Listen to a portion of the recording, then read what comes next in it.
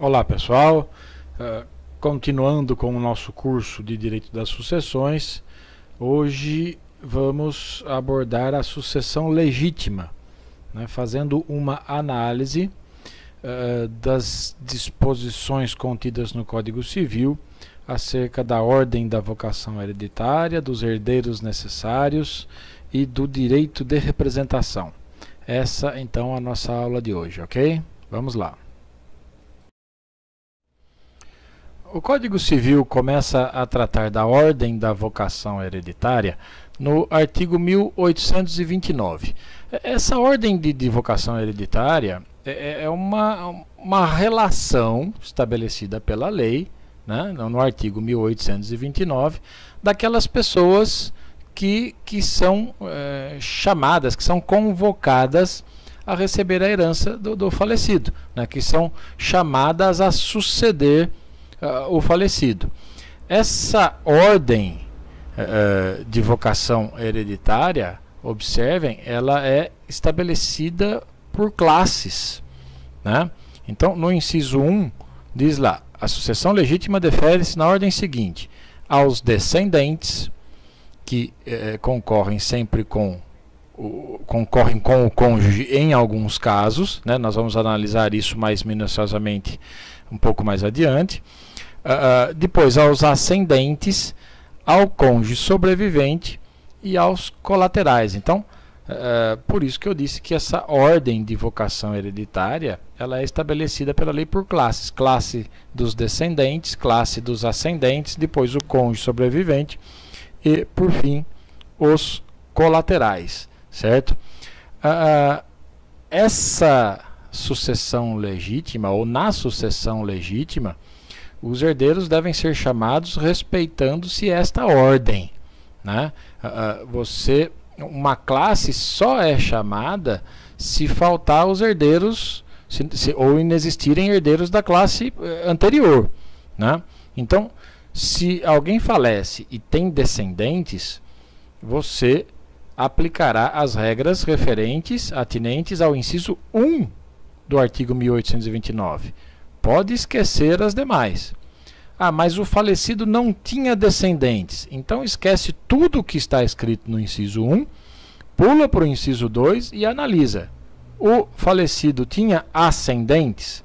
Não, também não tinha. Então aí que você vai chegar no inciso 3. Tinha cônjuge sobrevivente? Né? Era casado? Né? Não, também não era casado. Se for casado, para aí. Né? E o cônjuge recebe. Se tiver descendente, vai parar no inciso 1. Se não tiver descendente e tiver ascendente, vai analisar somente o inciso 2. Né? E assim por diante. Se não tiver descendentes, nem ascendentes, nem cônjuge sobrevivente, somente aí é que chegará no inciso 4 aos colaterais. Então, na sucessão legítima, por isso que eu disse, são convocados os herdeiros respeitando-se esta ordem estabelecida no artigo 1829. Né? De modo que uma classe somente é chamada se inexistirem, se faltarem herdeiros da classe anterior. Né? Então, o que esse artigo 1829, por se tratar de sucessão legítima, está fazendo é estabelecendo que esses são os herdeiros legítimos: os descendentes, os ascendentes, o cônjuge sobrevivente e os colaterais. Acontece que nem todos esses herdeiros legítimos são herdeiros necessários, né? Os herdeiros necessários são apenas os estabelecidos, os previstos nos 3 primeiros incisos, ou seja, os descendentes, os ascendentes e o cônjuge sobrevivente. É isso que estabelece o artigo 1845 do Código Civil, quando deixa bem claro: são herdeiros necessários os descendentes, os ascendentes e o cônjuge, certo? O Código trata dos herdeiros necessários, como estamos vendo, nos artigos 1845 a 1850 do Código Civil. Essas são as regras atinentes aos herdeiros necessários, né? E ele deixa claro, como eu já disse, no artigo 1845, que os herdeiros necessários são os descendentes, os ascendentes e o cônjuge. O cônjuge, alguns chamam o herdeiro necessário de herdeiro obrigatório, né? Já ouvi, por exemplo, herdeiro forçado, né? Até mesmo herdeiro reservatário, né? Enfim, esse herdeiro ou esses herdeiros são necessários porque a lei assim estabeleceu. E o herdeiro necessário, ele só pode ser afastado da sucessão, né, por indignidade ou por deserdação, como já vimos inclusive em aulas anteriores, né?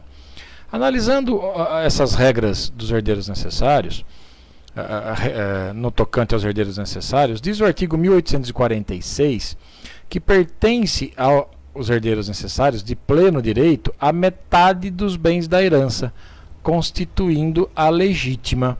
Então, essa legítima, ela é justamente essa porção de bens, né, que o testador não pode dispor em seu testamento, porque ela fica reservada aos herdeiros necessários, que, repito, são os descendentes, ascendentes e o cônjuge, né? Existe, portanto, como já vimos em aulas anteriores também, uma porção que é disponível, né?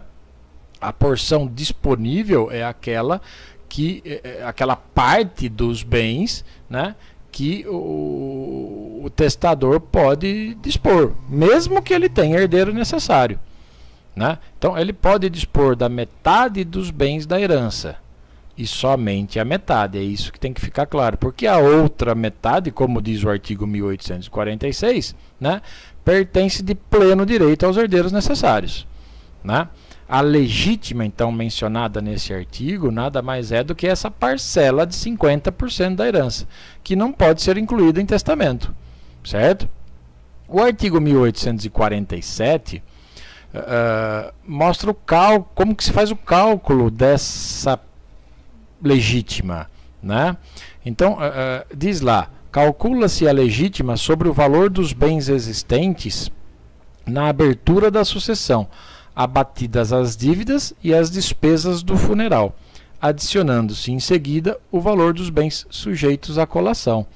Então, a metade disponível, né? Porque no momento em que eu calculei a legítima, que tem que ser reservada aos herdeiros, eu estou automaticamente calculando a metade disponível, né? A metade que eu posso deixar para quem eu quiser, né?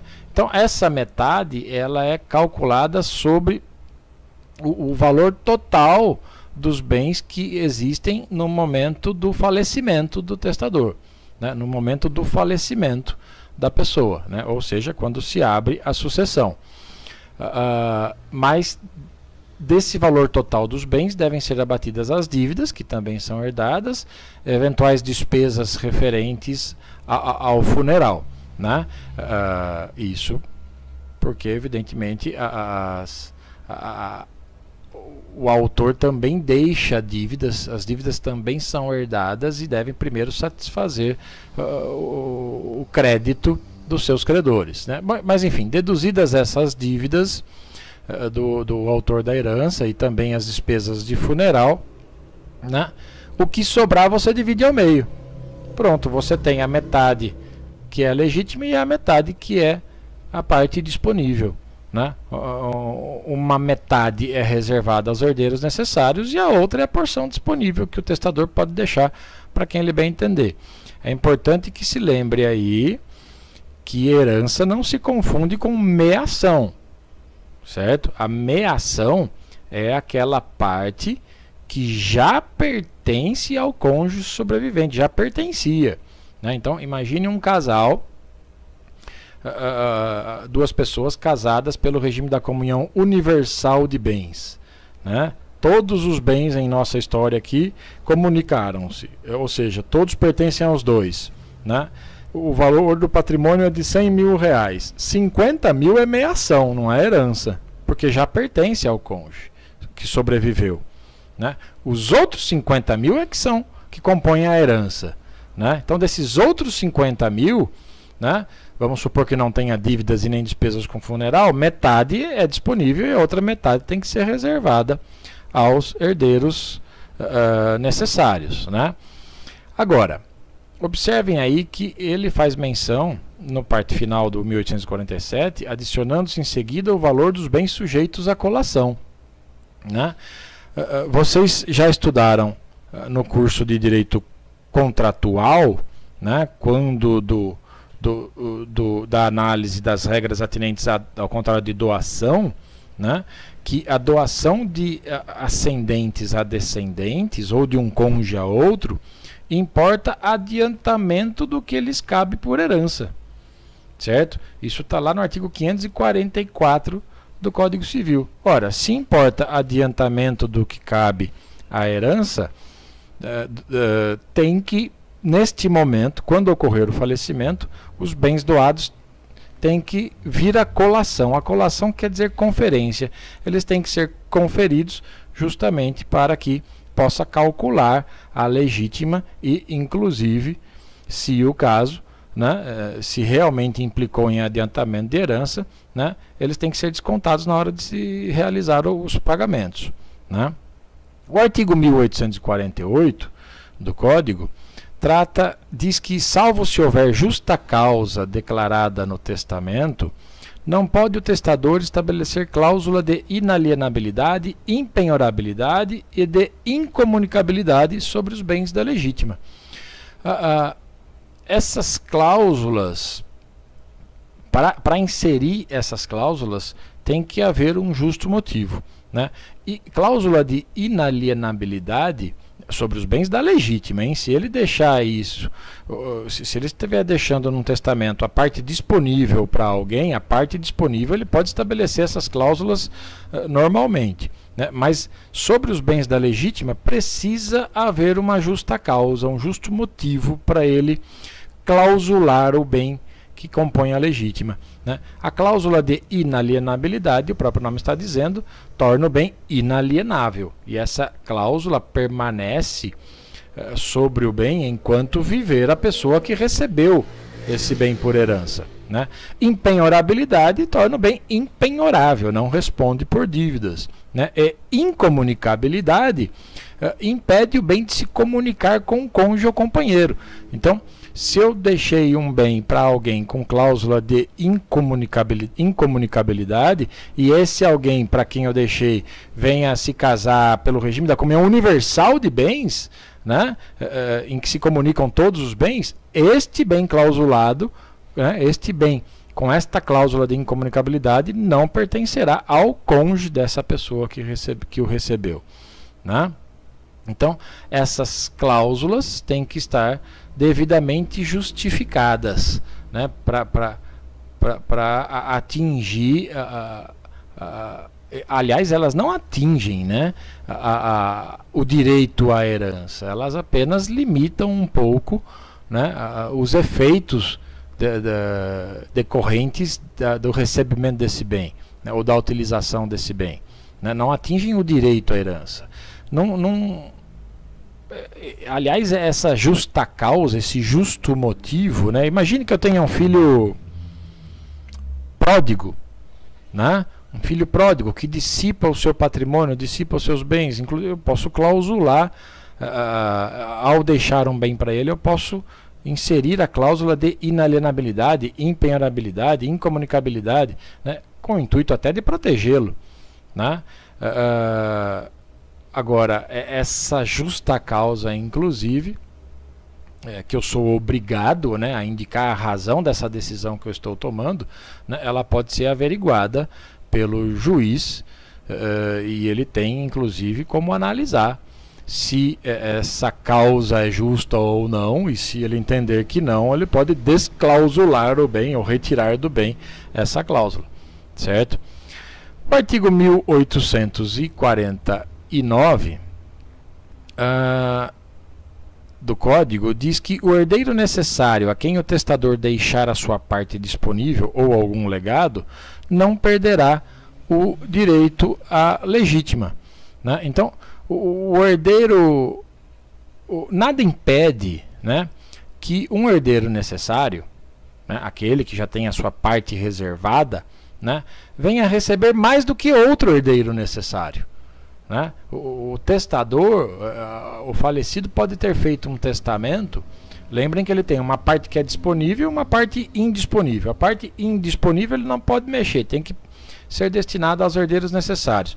Mas a parte disponível ele pode deixar para quem ele quiser, inclusive para um outro herdeiro necessário, né? Para um dos herdeiros necessários, né? O que está dizendo esse artigo é que se o herdeiro necessário receber além da sua daquilo que lhe foi reservado, né, receber uma casa a mais ou um percentual a mais, isso não implica, isso não quer dizer que ele perde o seu direito à legítima, tá? E por fim, o artigo 1850, ainda tratando dos herdeiros necessários, né, ele estabelece que para excluir da sucessão os herdeiros colaterais, basta que o testador disponha de seu patrimônio sem os contemplar. É lógico isso, né? Lembrem que o parentesco vai até os colaterais de quarto grau. Então, quando o Código Civil, lá no 1829, menciona os colaterais, ele está se referindo exclusivamente aos colaterais até o quarto grau, né? Esses colaterais podem ser excluídos da sucessão, né? Porque eles são herdeiros legítimos, como já dissemos, mas não são herdeiros necessários, como diz o artigo 1845. Necessários são apenas os descendentes, os ascendentes e o cônjuge, certo? Então, como que eu excluo um herdeiro colateral, né? Basta eu fazer um testamento, né, dispondo da totalidade do meu patrimônio, sem contemplar nenhum herdeiro colateral. Então imagine que eu não tenha nenhum descendente, eu não tenha ascendente, eu não tenho cônjuge sobrevivente, cônjuge ou companheiro, né? Mas eu tenho 2 irmãos, certo? Então, se eu falecer hoje, todo o meu patrimônio irá para os meus parentes colaterais, para os meus 2 irmãos, né? Ah, mas eu não gosto deles, eu não quero que eles recebam meu patrimônio, não quero que eles recebam herança minha. Tudo bem, basta eu fazer um testamento, como ele não é herdeiro necessário, não tem uma reserva para ele, né? Basta eu fazer um testamento, deixando o meu patrimônio para qualquer outra pessoa, para uma entidade, enfim, para qualquer outra pessoa que não seja um dos irmãos, né? Então, é isso que está dizendo o artigo 1850. Uma observação importante. O inciso 3 menciona apenas o cônjuge sobrevivente, né? Deve ser acrescentado aí, né?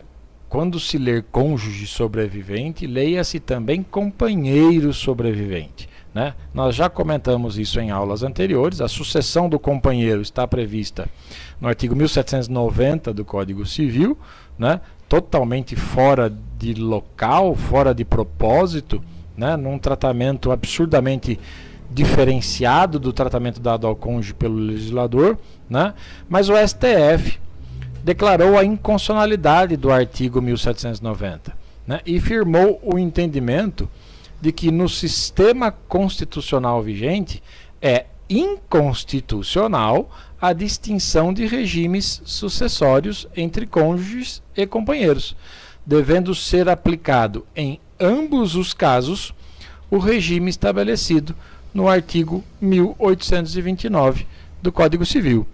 Então, observem que no inciso 3, ao se ler cônjuge sobrevivente, leia-se também companheiro sobrevivente, certo? Então, a união estável também está presente, também gera efeitos sucessórios decorrentes ou com as regras do artigo 1829, certo? Tudo o que a gente falar sobre cônjuge sobrevivente, né, sucessão do cônjuge, etc., estamos falando também de sucessão do companheiro. Todas as regras atinentes à sucessão legítima, então, quando nelas for mencionado o cônjuge sobrevivente, lembrem-se que se trata também de companheiro sobrevivente. Penso apenas que isso não torna o companheiro sobrevivente um herdeiro necessário, tá? Porque não se aplica o artigo 1845 ao companheiro sobrevivente, porque o artigo 1845 se trata de uma restrição ao direito de testar, né? Ou seja, no momento em que estabelece que herdeiros necessários são os descendentes, ascendentes ou cônjuge, é o mesmo que dizer, olha, você não pode dispor em testamento daquilo que bem entender, você tem que respeitar os herdeiros necessários. Como se trata de uma restrição, há um entendimento de que não se pode fazer uma interpretação extensiva, né? Então, não estariam incluídos os companheiros sobreviventes, né, no rol dos herdeiros necessários. Não é polêmico isso, nem todo mundo concorda, né, mas é importante que saibam desse entendimento, ok? As regras para a sucessão dos descendentes se encontram no Código Civil nos artigos 1832 a 1835. Observem, nós veremos isso com mais cautela logo em seguida, né, que os descendentes recebem a herança, são os primeiros da fila lá, né, mas em concorrência com o cônjuge sobrevivente ou companheiro. Então,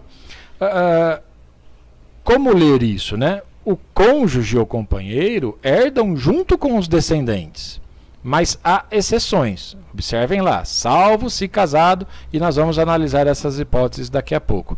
Então é preciso estabelecer regras para isso, né? Tudo bem, recebem juntos, mas quais descendentes recebem? Todos?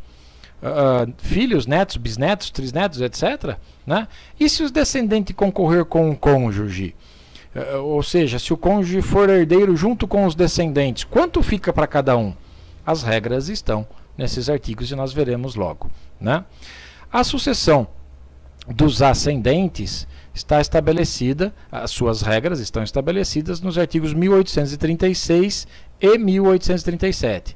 Observem que, em se tratando de, se não tiver descendente, então, lembra que eu disse, pula a classe dos descendentes, esquece todo o inciso 1 e vai para o inciso 2.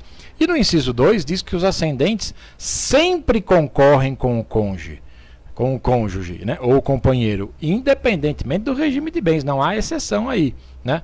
E as regras também para dizer quanto cada um recebe, né, estão nesses artigos 1836 e 1837.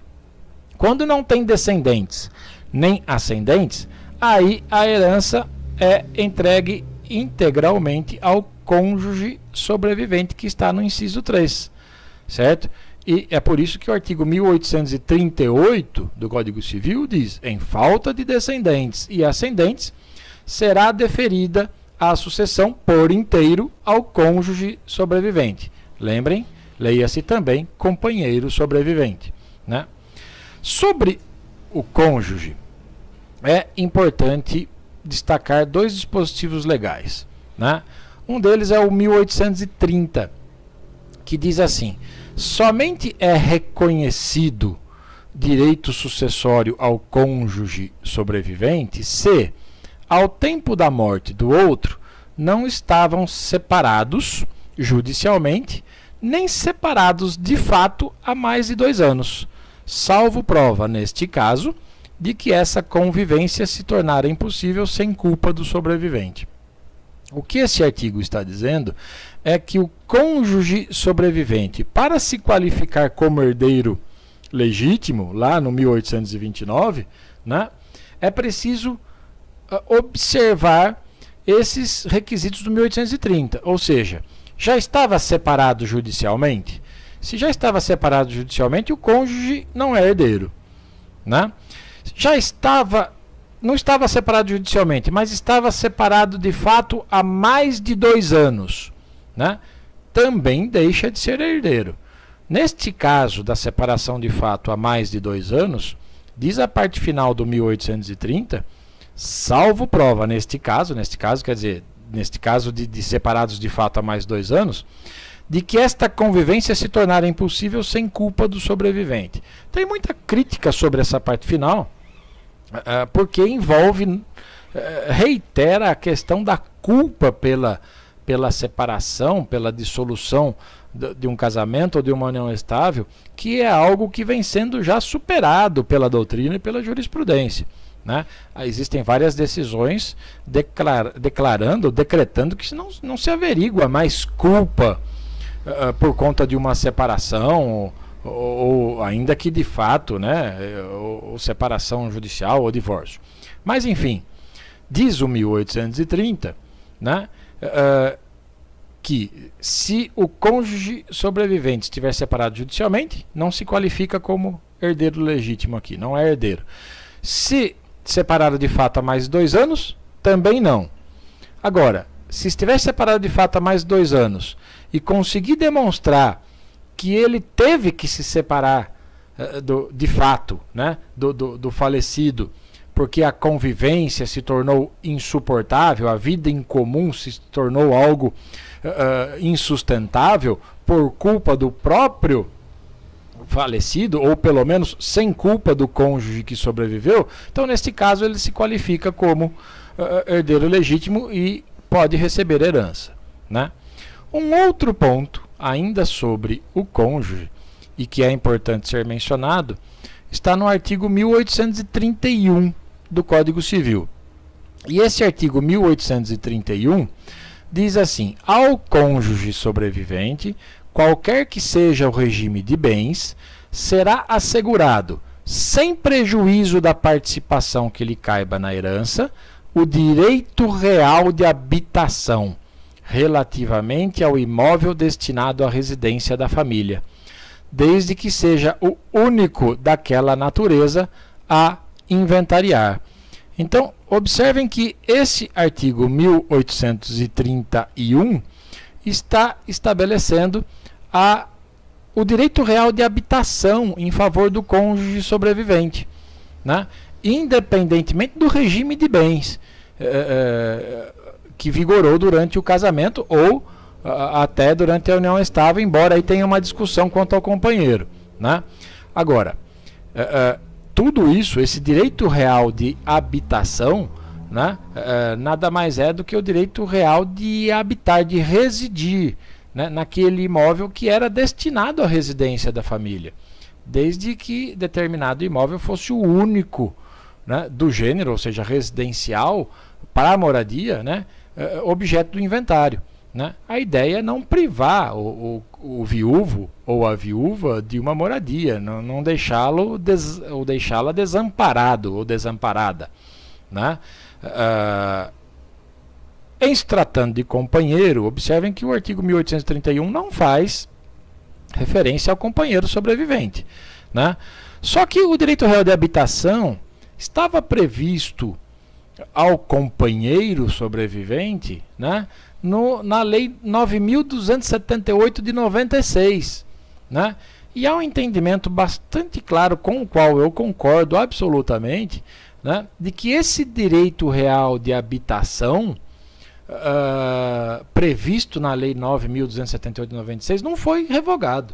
Neste ponto específico não foi revogado, né? Essa previsão dessa lei não foi revogada, né? Então, seja por esse motivo, ou seja em decorrência de uma interpretação analógica desse artigo 1831, ou ainda de uma aplicação da decisão proferida pelo Supremo Tribunal Federal, a verdade é que o companheiro sobrevivente também tem direito real de habitação, né? Isso não está escrito expressamente no texto da norma, no texto do Código Civil, né? Mas eu acho perfeitamente sustentável esse direito real de habitação também ao companheiro sobrevivente, certo? As regras para a sucessão dos colaterais se encontram nos artigos 1839 e 1843, né? Se não existirem descendentes, ascendentes, cônjuge, sobrevivente, companheiro ou colaterais, né? Então, na ausência desses parentes sucessíveis e também de cônjuge ou companheiro, ou aliás, se todos renunciarem à herança, então aí a herança é entregue ao Estado como estabelecido lá no artigo 1844, certo? A partir de agora, nós vamos fazer uma análise individual desses incisos, né? E com as regras específicas para cada um deles. Então, vamos analisar a sucessão dos descendentes sozinhos, depois a sucessão dos descendentes em concorrência com o cônjuge, vamos analisar a sucessão dos ascendentes sozinhos e depois dos ascendentes em concorrência com o cônjuge e do cônjuge sobrevivente não há razão, porque se não tiver descendentes e ascendentes, ele recebe integralmente a herança, né? E depois a sucessão, as regras atinentes à sucessão dos colaterais, ok? Esse será o nosso próximo passo. Vamos lá. Vamos tratar então da sucessão dos descendentes, que são os primeiros elencados lá no artigo 1829, no inciso 1 do artigo 1829, que acabamos de mencionar, né? Diz o artigo 1833 do Código Civil que, entre os descendentes, os em grau mais próximo excluem os mais remotos, salvo direito de representação. Então, o que esse artigo está fazendo é deixando evidente que os herdeiros mais próximos têm prioridade em relação aos mais distantes, aos mais remotos, né? Então deve-se observar aí, deve-se respeitar as gerações, né, que separa o autor da herança de seus herdeiros, certo? Então, se o falecido deixou filhos, netos, bisnetos, trisnetos, né, apenas os primeiros, ou seja, os filhos, é que devem ser chamados à sucessão, que devem ser convocados para suceder o falecido. Por isso que o artigo 1833 diz que entre os descendentes, os em grau mais próximo excluem os mais remotos, né? Só que esse mesmo artigo termina dizendo, salvo o direito de representação, né? Ele faz uma ressalva ao direito de representação. E o Código trata do direito de representação nos artigos 1851 a 1856, que vamos analisar agora. Diz o artigo 1851 que o direito de representação ocorre quando a lei chama certos parentes do falecido a suceder em todos os direitos em que ele sucederia se vivo fosse. Ora, já está escrito lá no 1833, que analisamos agora, que entre os descendentes, os em grau mais próximo excluem os mais remotos, certo? Salvo o direito de representação. Isso, reitero, quer dizer que na classe dos descendentes, primeiro devem ser convocados os mais próximos em grau, ou seja, os mais próximos em grau do falecido, né? Primeiro os filhos, depois netos, depois bisnetos, depois trisnetos e assim por diante, certo? Então os mais próximos têm prioridade, né? Agora, esse artigo 1851, que começa a regrar o direito de representação, né, que define, aliás, o direito de representação, ele estabelece que certos parentes do falecido podem ser chamados a suceder em todos os direitos que ele sucederia se vivo fosse, né? Então, imaginem que todos os filhos do autor da herança fossem falecidos, né? Então, alguém morreu, né? Todos os seus filhos são falecidos, então aí vem os netos e herdam por direito próprio, vão partilhar, vão dividir a herança entre eles, dividida em partes iguais, né? Igualdade de cotas hereditárias, né? Agora, imaginem que nem todos os filhos do autor da herança tenham falecido, né? Imaginem que apenas um deles morreu, né? Então, os filhos desse que morreu antes do falecido, antes do autor da herança, os filhos dele, que são netos do autor da herança, são chamados a suceder, como se representando o filho falecido, como se ele vivo fosse, pegando a cota que lhe pertenceria se ele vivo fosse, né? Então, imagine alguém que tenha os filhos A, B e C, certo? Filho A, filho B e filho C. E aí o pai morre, certo? Então, o autor da herança, tá lá, faleceu, né? Ele tem o filho A vivo, o filho B vivo e o filho C já havia morrido antes dele, né? E esse filho C tem 2 outros filhos, portanto, esses 2 outros filhos são netos do autor da herança, né? O que está dizendo esse artigo é aí que se dá o direito de representação, né? Na verdade, esses netos irão receber representando o pai, né? Que é o filho pré-morto. Pré-morto quer dizer que faleceu antes do autor da herança. E que parte que eles vão receber, né? Aquela parte que caberia ao pai se vivo fosse, certo? Esse é o direito de representação, a regra estabelecida no artigo 1851. Diz o 1852 que esse direito de representação se dá na linha reta descendente e não na ascendente, né? Pode ocorrer o direito de representação na linha reta descendente, nunca na ascendente. Vocês já sabem que são parentes em linha reta as pessoas que estão uma para com as outras na relação de ascendentes e descendentes, né? Na relação de ascendentes, linha reta ascendente. Na relação de descendentes, linha reta descendente, né? O parentesco na linha reta, vocês também já sabem quando participaram do curso de Direito de Família, né? O parentesco na linha reta não tem limite, né? Ele é infinito. Não tem limitação de graus, né? O direito de representação, segundo esse artigo 1852, ele se dá somente na linha reta descendente.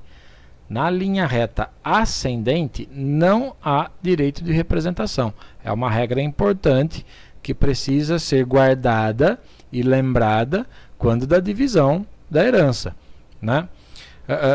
Não havendo limitação de parentesco, né? Inexistindo limitação de parentesco na linha reta, né? Então a representação, que só se dá na linha reta descendente, também não tem limites, né? Em outras palavras, se um dos filhos do autor da herança era pré-morto, ou seja, morreu antes do autor da herança, o neto é chamado para representá-lo e receber aquilo que ele receberia se vivo fosse, né? Ah, mas o filho dele, não só o filho morreu antes, como também o neto morreu antes. Então aí chama o bisneto e assim por diante, tá? O artigo 1853 do Código estabelece que na linha transversal somente se dá o direito de representação em favor dos filhos de irmãos do falecido, quando com irmãos deste concorrerem. Então, é ao contrário do que se dá na linha reta descendente, né? Na linha reta descendente, a representação é ilimitada, né? Na linha colateral, o que esse 1853 está fazendo é permitir unicamente aos sobrinhos do falecido que representem seus pais, que são os irmãos pré-mortos, né, do autor da herança, né?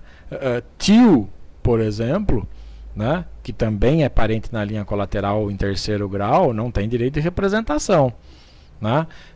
Então, imaginem que eu faleço, eu não tenho descendentes, não tenho ascendentes, não era casado, nem vivia em união estável, ou seja, a sucessão vai parar lá no inciso 4 do 1829, né? Ou seja, aos colaterais, né? E eu tenho 2 irmãos, né? O irmão A e o irmão B, né? Se os 2 estão vivos, os 2 receberão a minha herança, né? Agora, imaginem que o irmão, quando eu faleci, o irmão A estava vivo, mas o irmão B já havia falecido antes de mim, certo? Então, o irmão B, em nossa história aqui, ele tem 2 filhos, ou seja, são 2 sobrinhos meus, né? Esses 2 sobrinhos representarão o irmão B na minha herança, né? Vão receber o que caberia ao irmão B se vivo fosse. Então, o direito de representação, na linha colateral, né, o 1853 faz menção à linha transversal, é o outro nome de linha colateral, né, somente cabe esse direito de representação em favor de filhos de irmãos do falecido, ou seja, em relação aos sobrinhos. Tá?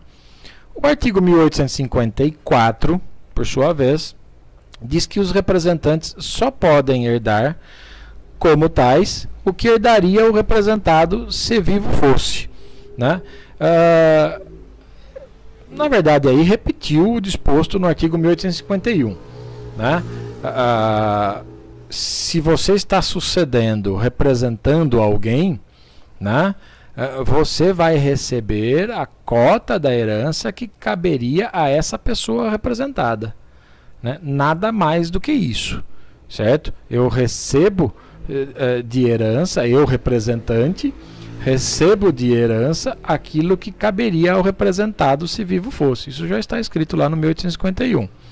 Né?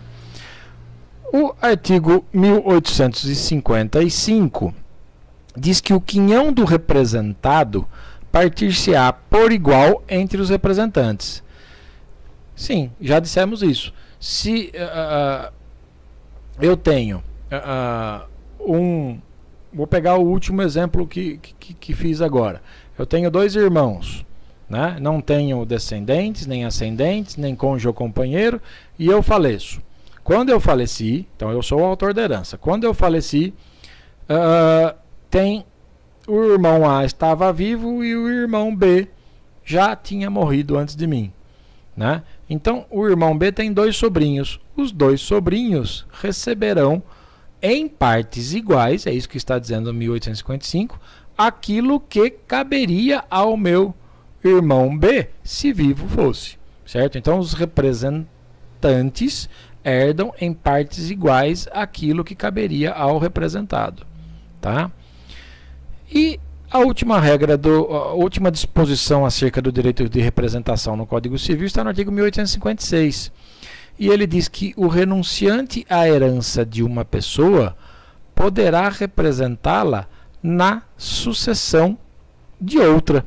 Né? Então, observem que esse artigo, a justificativa para isso, né, está no fato de que a renúncia deve ser sempre interpretada de maneira restritiva. Né? Ela vale apenas para a sucessão, né, em que ela foi manifestada, em que a renúncia foi manifestada. Não impede aquele que renunciou de receber herança de outra pessoa, evidentemente. Certo? Então, se forem duas as sucessões, a renúncia a uma não implica nada a outra. Né? Imagine então que um dos filhos do autor da herança renuncia à herança. Certo? Vocês já sabem, por exemplo, que os descendentes do herdeiro renunciante não representam, né? Existe aquela regra que já estudamos em aulas anteriores, que ninguém representa herdeiro renunciante, herdeiro que renunciou à herança. Né? A representação surge nos casos em que o herdeiro que deveria receber já faleceu antes do autor da herança, ou até mesmo, por exemplo, se for excluído por indignidade, né? Porque aquele que é excluído por indignidade é tratado como se morto fosse. Né? Então, se um dos filhos, imagine a situação, um dos filhos do autor da herança renuncia a essa herança, ou seja, não quero receber herança do meu pai, renunciei. Né? Os meus descendentes, né, os meus filhos, eu que estou renunciando, né, eu não quero receber herança do meu pai, eu que estou renunciando, os meus filhos não vão receber em meu lugar, porque não há direito de representação de herdeiro renunciante. Né? Só que eu que renunciei à herança do meu pai, né, eu posso representar o meu pai na sucessão do meu avô, porque é outra herança. Né? Então, o fato de eu ter renunciado à herança, imagine que meu pai faleça e eu renuncio à herança dele, certo? Então não vou receber a herança dele, do meu pai. Posteriormente, o meu avô falece, certo? Meu avô faleceu, né? Só que meu pai já havia morrido antes dele.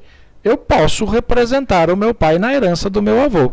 É isso que está dizendo esse artigo 1856, certo?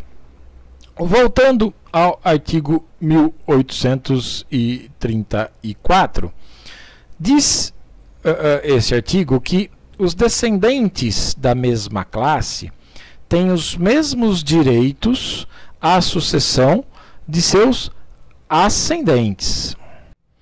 E não poderia o Código dispor de maneira diferente, né? Lembrem do princípio da igualdade jurídica de todos os filhos, que norteia todo o direito de família, né? O artigo 227, parágrafo 6º da Constituição Federal, deixa claro que os filhos, havidos ou não da relação do casamento ou por adoção, né, terão sempre os mesmos direitos e qualificações, né, sendo absolutamente proibidas quaisquer designações discriminatórias relativas à filiação, né? Então todos os filhos têm que ser tratados de maneira absolutamente idêntica, né? Na sucessão de ascendentes, de um ascendente for chamado a suceder descendentes da mesma classe, né, quer dizer, do mesmo grau, né, cada um recebe uma cota igual da herança, né? Se o autor da herança deixou 2 filhos, a herança tem que ser dividida em partes iguais. Vamos supor que o autor da herança tenha unicamente 6 netos como descendentes, somente 6 netos, né? Porque os pais deles já haviam falecido anteriormente ao autor da herança, né? Então a herança tem que ser dividida em partes iguais entre os netos, certo? Porque estão todos no mesmo grau, na mesma classe, tá ok? O artigo 1835 do Código Civil diz que na linha descendente os filhos sucedem por cabeça e os outros descendentes por cabeça ou por estirpe, né, conforme se achem no mesmo grau. Esse artigo está estabelecendo o seguinte: os filhos são sempre os primeiros a serem chamados, né, da linha descendente. Lembrem que os graus, os em grau mais próximo excluem os mais remotos, né? Então eles sucedem por cabeça. O que significa isso? A herança é dividida entre eles em partes iguais, certo?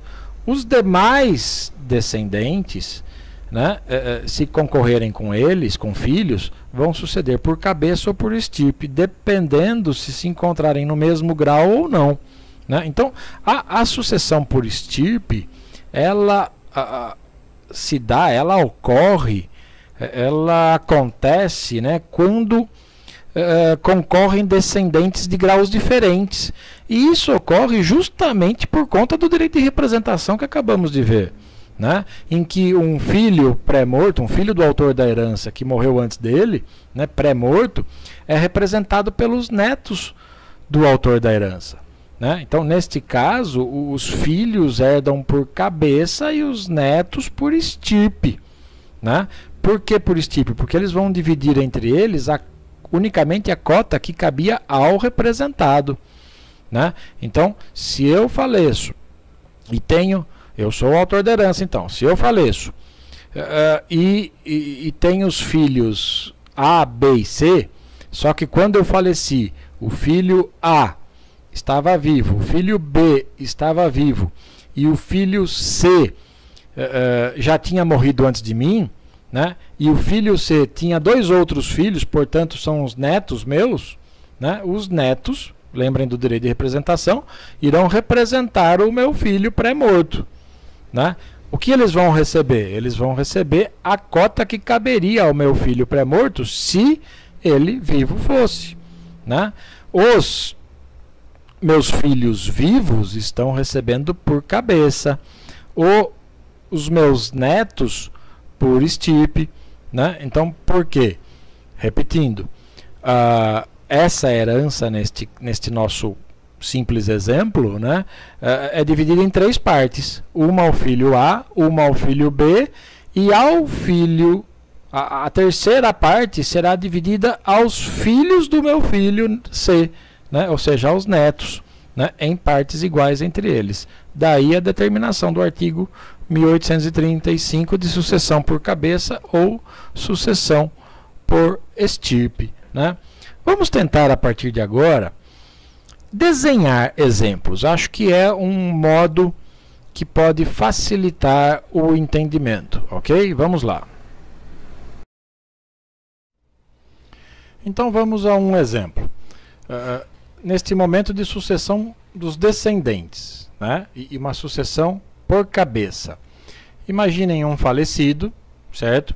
Esse falecido não tem cônjuge nem companheiro sobrevivente. A primeira análise nossa aqui é de sucessão dos descendentes sem concorrer com cônjuge ou companheiro, certo? Então, o falecido, ele tem o filho 1, o filho 2 e o filho 3, certo? O filho 2 tem um outro filho, que, portanto, é neto do falecido, certo? Imagine que esse falecido tenha um patrimônio de 120 mil reais. Como dividiria, como a herança, como esse patrimônio seria dividido entre os seus herdeiros, certo? Então, lembrem lá do que dispõe o artigo 1829, né? O inciso 1 diz que, daquela ordem de vocação hereditária estabelecida no artigo, os primeiros são os descendentes, certo? E esse falecido, na nossa história agora, tem descendentes, tá? Então, neste exemplo, filho 1, filho 2 e filho 3, como já disse, são descendentes do falecido. E estão todos na mesma classe, claro, são todos descendentes, todos de mesmo grau, né? Isso significa que por eles serem mais próximos, excluem os descendentes mais remotos, que no caso é o neto. Aí o neto nada recebe, né? E como todos estão no mesmo grau, filho 1, filho 2 e filho 3, todos aí são vivos, né? Herdarão por cabeça, ou seja, em cotas iguais, justamente por estarem no mesmo grau, né? Por pertencerem à mesma classe e no mesmo grau. Tá? Então, como dividir o patrimônio de 120 mil? Já vimos que é necessário que todos recebam cotas iguais, né? Filho 1 recebe 40 mil, filho 2 40 mil, filho 3 40 mil. Tá? Eis um exemplo simples de sucessão dos descendentes. O falecido, neste nosso caso, não tinha cônjuge e nem companheiro, né? E os filhos herdaram por cabeça, porque estão no mesmo grau, todos recebem cotas iguais, certo? Vamos a mais um exemplo. Agora um caso em que ocorre também a sucessão por estirpe. Vamos lá. O falecido, lembrando que nestes casos iniciais, nesses exemplos iniciais, não há cônjuge ou companheiro, tá? Então não tem cônjuge ou companheiro concorrendo com os descendentes. Então, o falecido, ele tem o filho 1, o filho 2 e o filho 3. Observem que o filho 2 é pré-morto.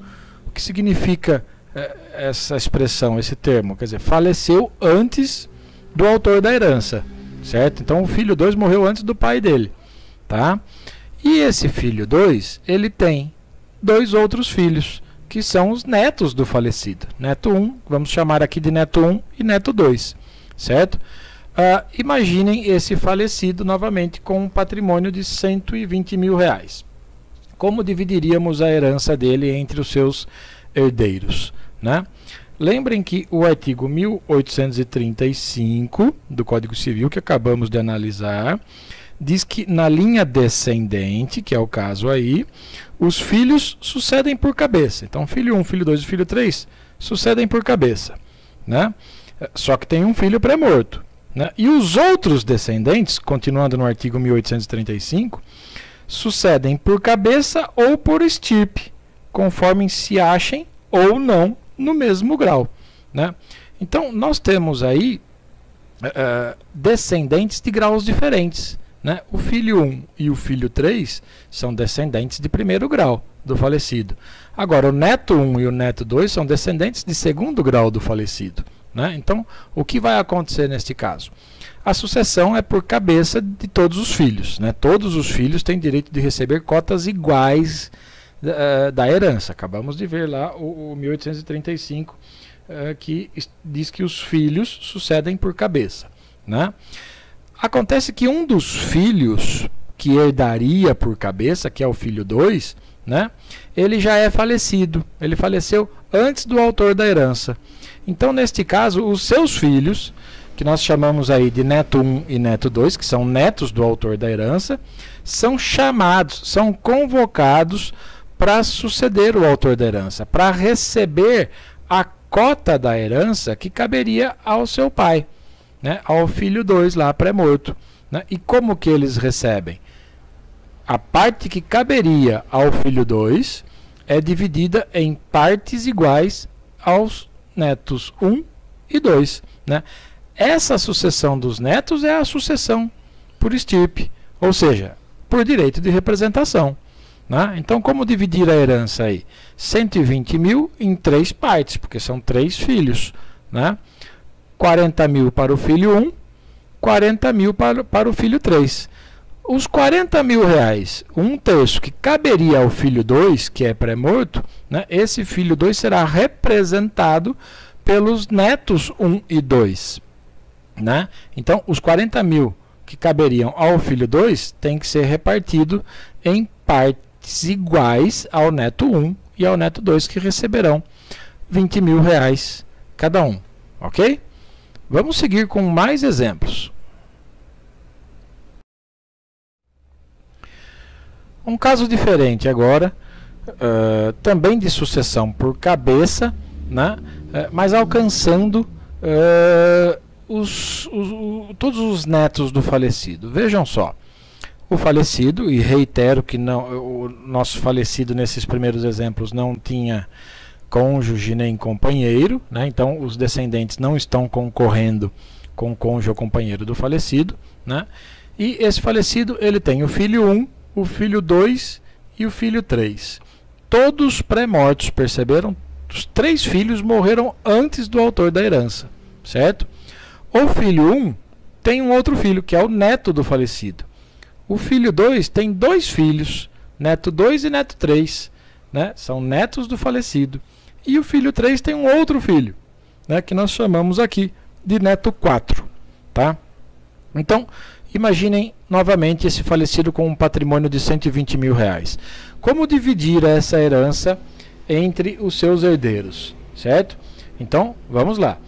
Nós já vimos nos artigos anteriores que os descendentes da mesma classe têm os mesmos direitos à sucessão de seus ascendentes, né? Todos devem receber cotas iguais. Vejam que diz o 1835, repetindo o seu teor. Na linha descendente, os filhos sucedem por cabeça. Não temos filhos aí. Então vamos à outra parte.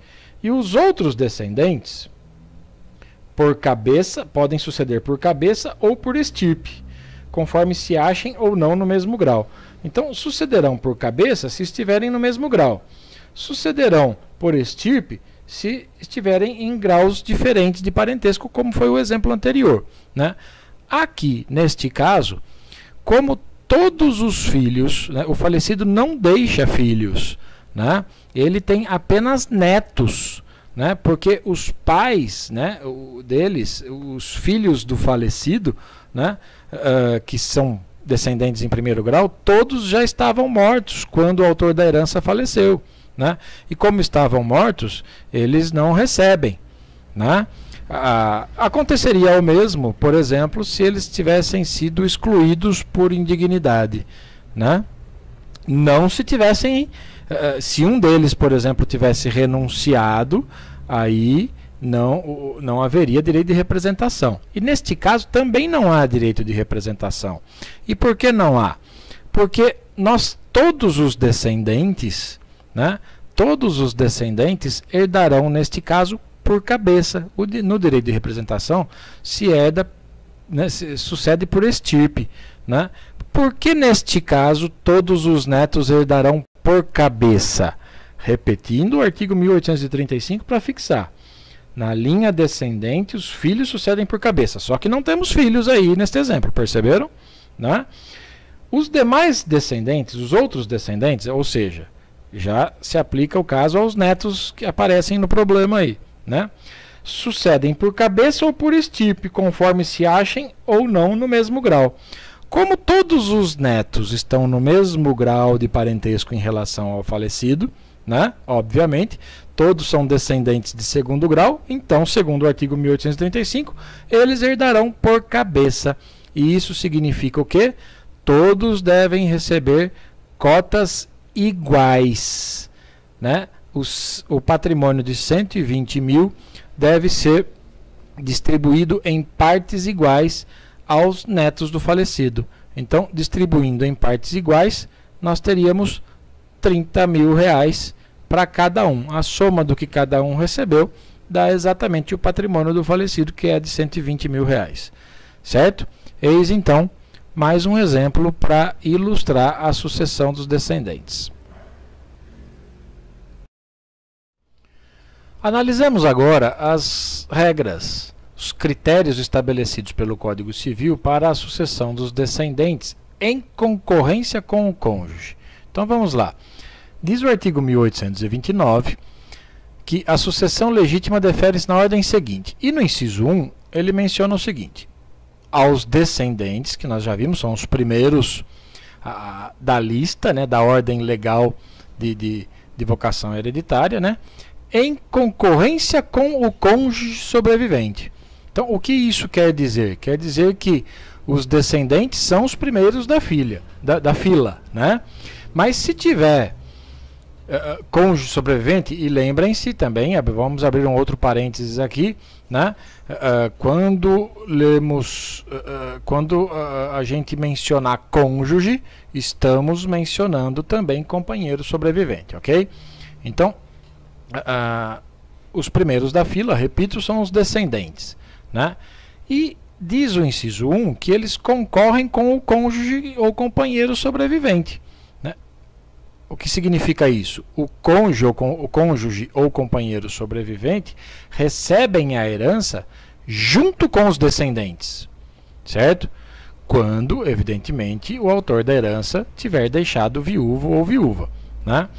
Acontece que o mesmo inciso 1 diz em seguida, salvo, e aí vem então as exceções.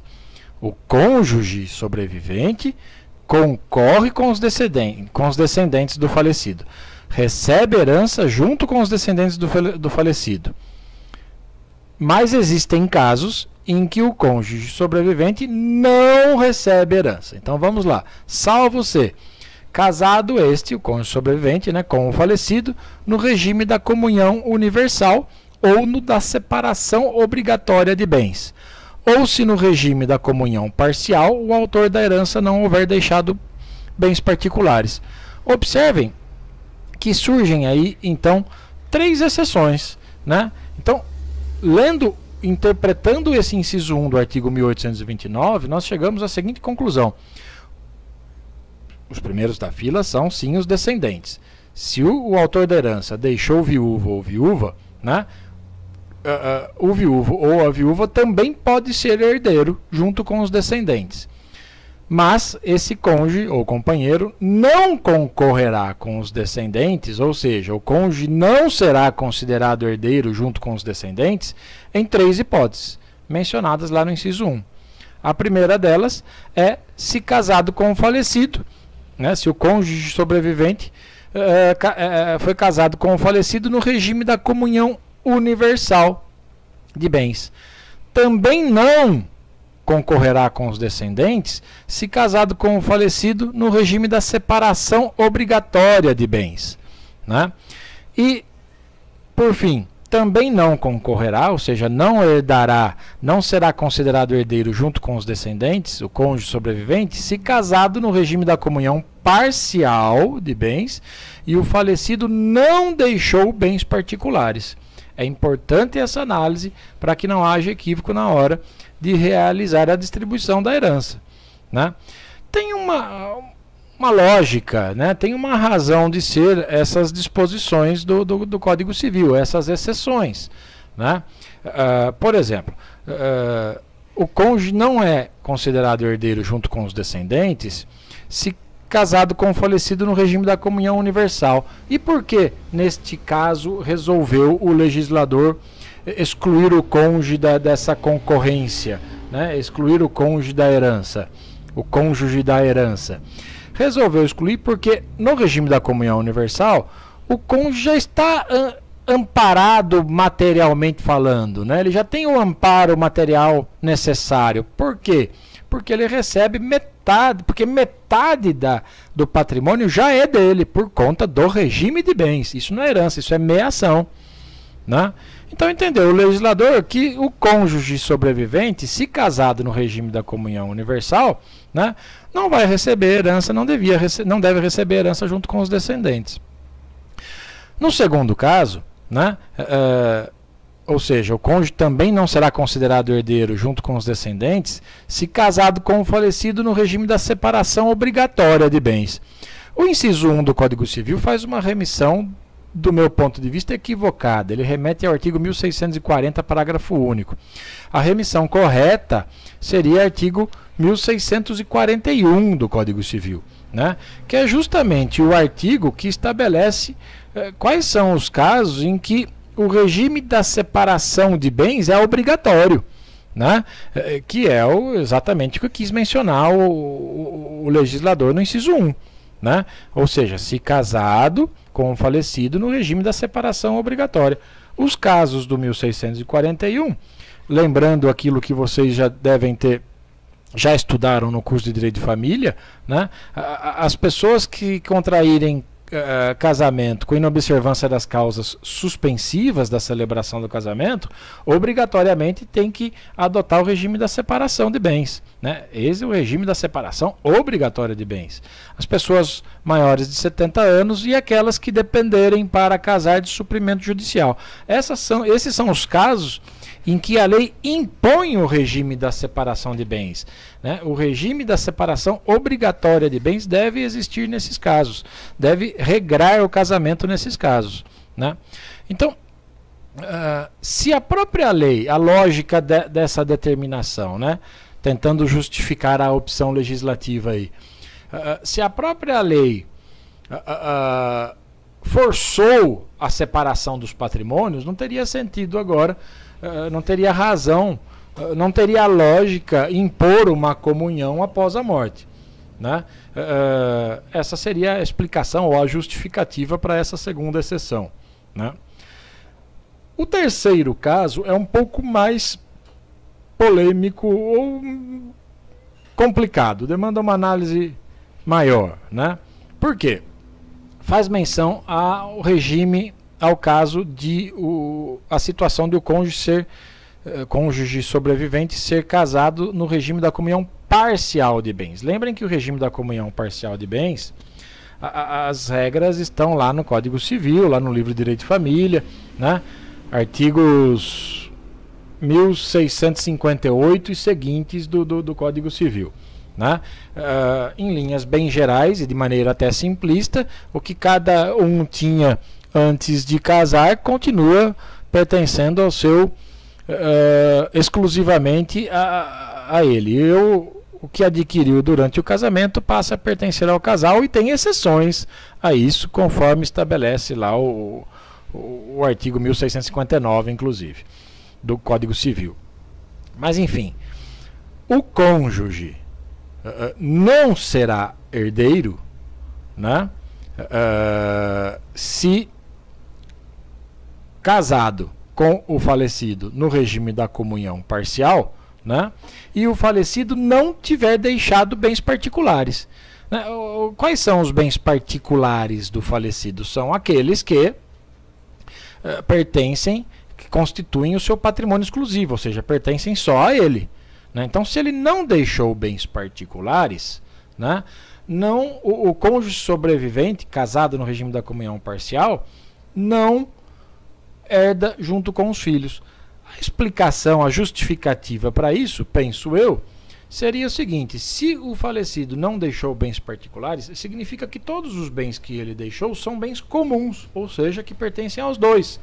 E nesses bens comuns, o cônjuge sobrevivente já tem a meação, então ele estaria novamente com o amparo material necessário, né? Não haveria necessidade de herdar junto com os descendentes, né? Fazendo um raciocínio inverso, né? Então, nós analisamos as hipóteses em que o cônjuge não concorre com os descendentes. Então, em quais ele concorreria, né? Basta fazer a análise por exclusão, né? Então, o cônjuge receberá, sim, herança junto com os descendentes, também em 3 hipóteses. Se casado no regime da participação final dos aquestos, porque não consta isso como exceção lá no inciso 1, né? Se casado com o falecido no regime da separação convencional, que é aquela que os próprios cônjuges optaram, ou seja, não se trata de separação obrigatória imposta pela lei, né? E se casado no regime da comunhão parcial, o falecido deixou bens particulares, né? Porque se ele não deixou bens particulares no regime da comunhão parcial, o cônjuge sobrevivente não herda junto com os descendentes. Agora, pensando o contrário, se ele deixou bens particulares, então, ou seja, bens que compõem o seu patrimônio exclusivo, que pertencem só ao autor da herança, só ao falecido, né? Então aí, neste caso, o cônjuge sobrevivente também herda.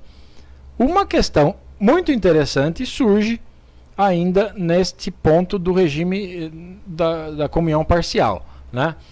Qual é? Tudo bem, vamos pensar o seguinte caso: o cônjuge, o autor da herança, era casado com o cônjuge sobrevivente, né, no regime da comunhão parcial, tá, ok?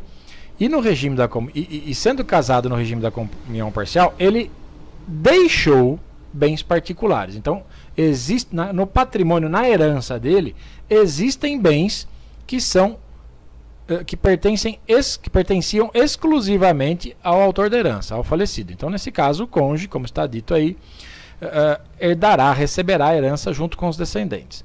Certo? Qual herança? Essa é a questão que surge e o artigo, o Código Civil não explica, né? Ele recebe a herança, o cônjuge sobrevivente, recebendo herança junto com os descendentes, né? No regime da comunhão parcial de bens, e o falecido deixou bens particulares. É por isso que o cônjuge, repito, recebe herança junto com os descendentes nesse caso, né? Ele vai receber toda a herança, ele vai participar, ele vai concorrer com os descendentes em toda a herança, ou seja, tanto nos bens particulares do falecido quanto nos bens comuns, né? Ou somente nos bens particulares, né?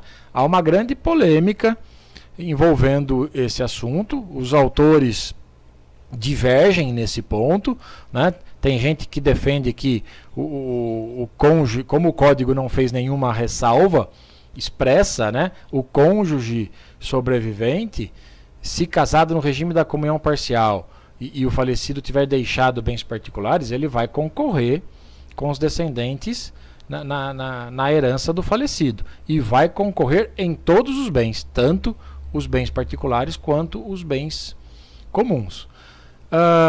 Todavia há o entendimento de que não, pensando na lógica das demais exceções que existem, né? Como nos bens comuns o cônjuge sobrevivente já tem meação, né? Então, se ele foi casado no regime da comunhão parcial e o falecido deixou bens particulares, o cônjuge vai sim ser herdeiro, como diz o 1829, inciso 1, junto com os descendentes, né? Mas ele herdará apenas, junto com os descendentes, parte dos bens particulares né? Ele vai concorrer com os descendentes somente nos bens particulares do falecido, tá? Porque nos bens comuns ele já teria a meação, né? Penso que esse último entendimento, ou seja, o cônjuge sobrevivente, se casado no regime da comunhão parcial com o falecido, e se o falecido deixou bens particulares, o cônjuge sobrevivente herda junto com os descendentes, e herda somente nos bens particulares. Esse entendimento, me parece, foi consolidado pelo Superior Tribunal de Justiça, né? O STJ já apreciou casos nesse tipo, né? E vem fixando a ideia de que o cônjuge sobrevivente ele herda, né? Ele concorre com os descendentes quando casado no regime da comunhão parcial, né? Somente nos bens particulares, né? Podem ter a opinião de vocês, mas é importante que saibam que o STJ já, me parece, fixou esse entendimento de que o cônjuge concorre somente nos bens particulares, neste caso do regime da comunhão parcial, ok?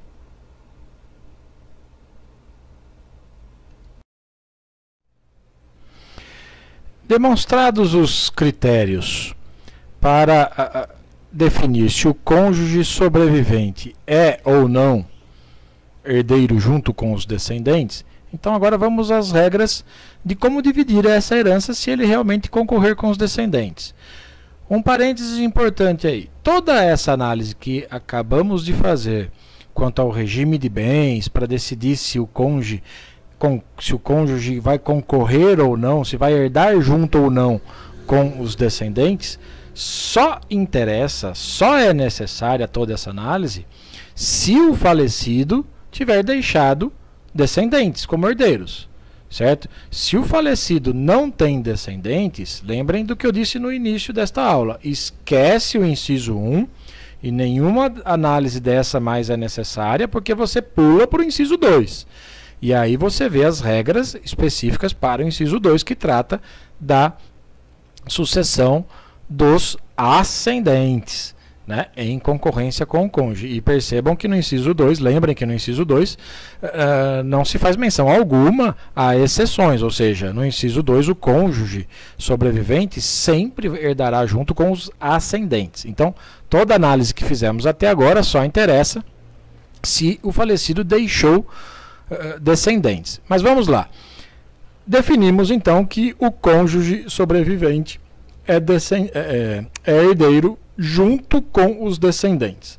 Quanto ele recebe? Como é dividida a herança entre os descendentes e o cônjuge?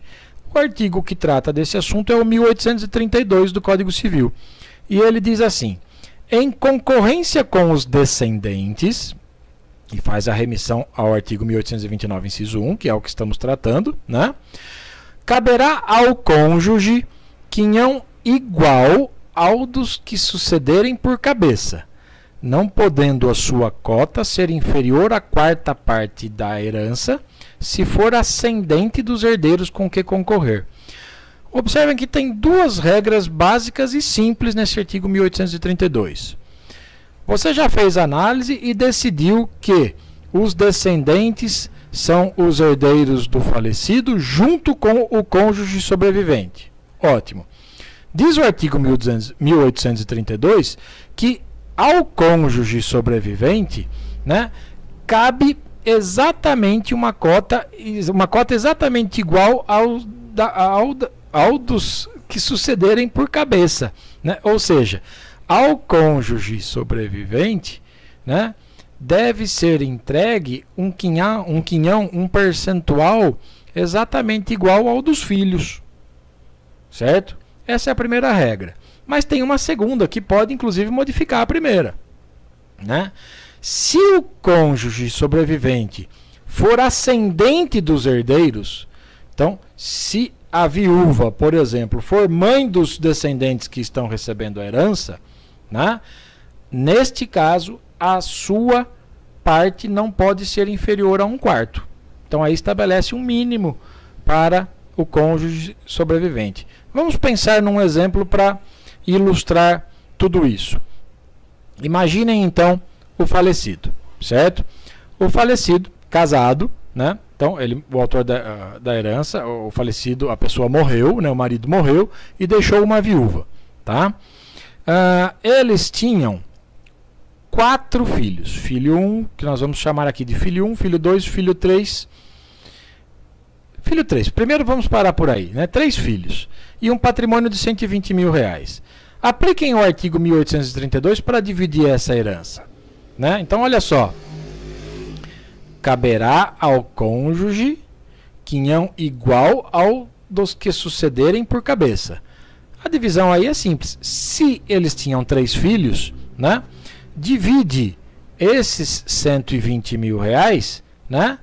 Entre os 3 filhos mais a viúva, certo? Se você está dividindo em 4 partes, né? E neste caso, neste nosso exemplo, a viúva aqui é ascendente destes aqui, ou seja, a viúva é mãe destes, certo? Então, ela não pode receber cota inferior a 1/4. Como tem 3 filhos e você está dividindo o patrimônio, a herança, R$120 mil em 4 partes, a viúva estará recebendo quinhão igual ao dos filhos que estão sucedendo por cabeça, né? E não estará recebendo quantia inferior a 1/4, ou seja, estamos respeitando o artigo 1832. Neste caso, então, cada um dos filhos mais a viúva receberão 1/4 do patrimônio, ou seja, 25% da herança daqueles 120 mil, né? Agora sim, acrescentem um 4º filho e percebam que a história muda um pouco. Por quê? Porque se você... o caminho é sempre esse. Tenta dividir a herança, né, o patrimônio, né, em partes iguais entre os filhos mais a viúva, certo? Se você, respeitando o que diz a primeira parte do 1832.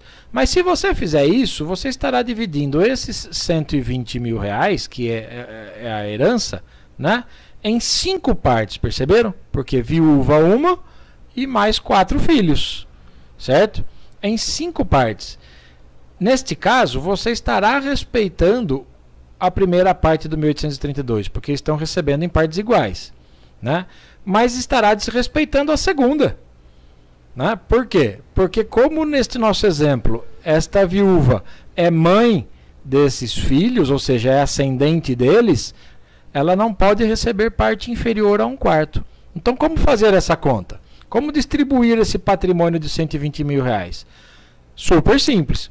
Basta reservar 1/4 dele para a viúva, certo? Então, você reserva 1/4 dele para a viúva, 1/4 de 120 mil, R$30 mil.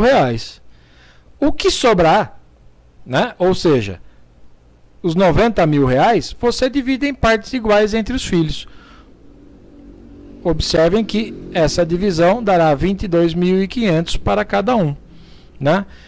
Neste exemplo, observem que a viúva recebe algo a mais, recebe um quinhão maior, justamente por conta da proteção que esse artigo 1832 dá para ela, estabelecendo uma reserva mínima, né, de 1/4 da herança, se ela for ascendente dos herdeiros com que concorrer, né? Uma questão interessante que surge aí, e que também gera uma relativa polêmica, né, é a seguinte: e se... Porque a segunda parte do artigo, né, 1832, diz que a viúva não pode receber uma cota inferior à 4ª parte da herança se for ascendente dos herdeiros com que concorrer, certo? Então, se a viúva for ascendente dos herdeiros com que concorrer, ela não pode receber menos que 1/4 da herança. Agora, e se, por exemplo, 2 filhos forem só do falecido, de um relacionamento anterior ao da viúva, né? E outros 2 filhos, sim, esses sim, filhos da viúva. E aí? Como que é dividida, como que é feita a divisão dessa herança, né? Tem gente que tem várias posições a esse respeito, né? Alguns dizem que nesse caso ela não teria falando de viúva nesse nosso exemplo, né, ela não teria mais direito à reserva de 1/4 da herança e deveria ser tudo dividido em partes iguais. Outros dizem então que deve se reservar 1/4 da herança à viúva apenas na parte que caberia aos seus filhos e as outras seriam divididas em partes iguais, né? Penso que não. Na verdade, diz o artigo que se ela for ascendente dos herdeiros com que concorrer, tem que reservar 1/4 para ela. E a interpretação, do meu ponto de vista mais correta aí, é a seguinte: se ela for ascendente de pelo menos um dos herdeiros com que ela estiver concorrendo, pronto, ela já tem a reserva mínima de 1/4, ok?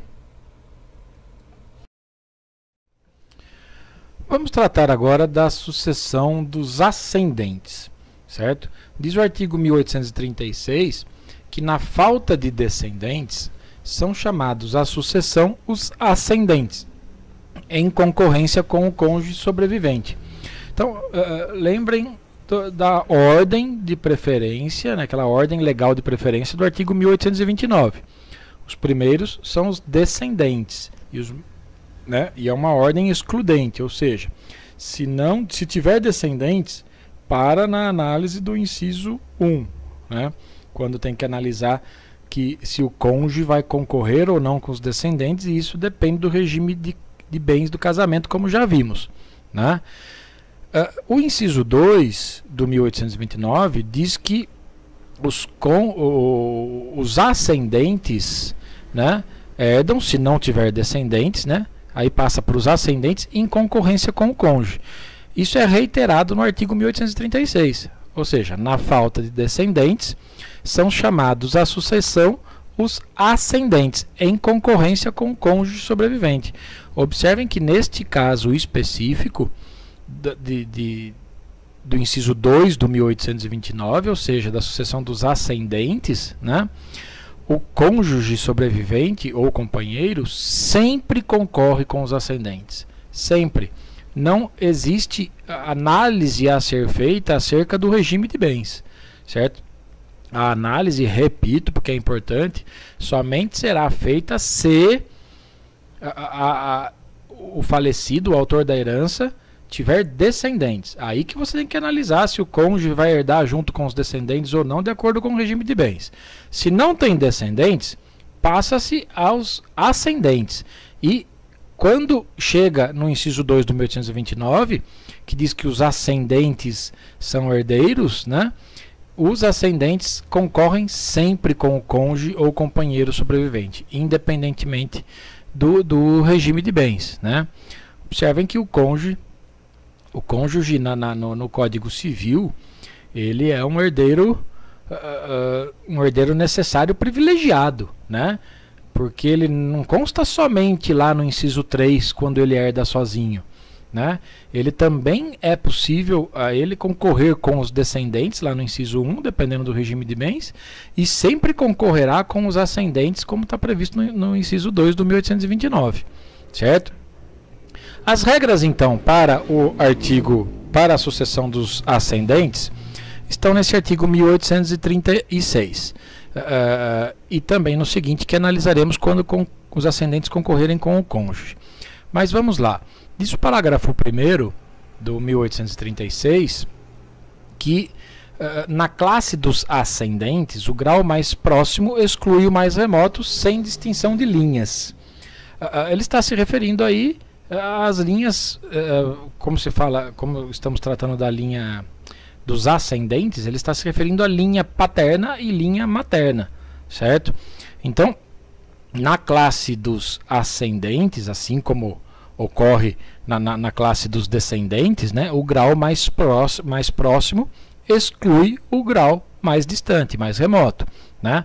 Então, se os pais sobrevivem ao autor da herança, né, se alguém falece e tem pai e mãe vivos, né, a herança será dividida entre o pai e entre a mãe, né? E depois nós vamos analisar isso, se tiver cônjuge também, uma parte vai para o cônjuge, nós veremos qual é essa parte no artigo seguinte, né? O cônjuge ou companheiro, né?